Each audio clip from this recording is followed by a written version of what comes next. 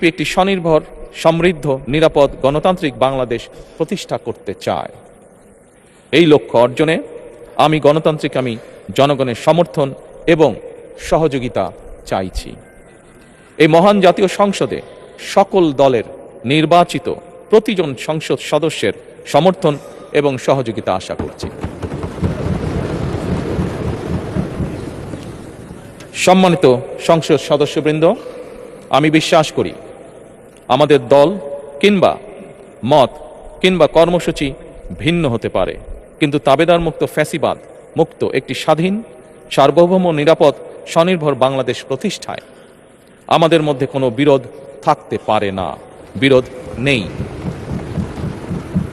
জাতীয় সংসদকে জাতীয় কর্মকাণ্ডের কেন্দ্রবিন্দু না করে বিতাড়িত ফ্যাসিস্ট সরকার জাতীয় সংসদকে অকার্যকর করে ফেলেছিল। আমরা এই মহান জাতীয় সংসদকে সকল যুক্তি, তর্ক আর জাতীয় সমস্যা সমাধানের কেন্দ্রবিন্দুতে পরিণত করতে চাই।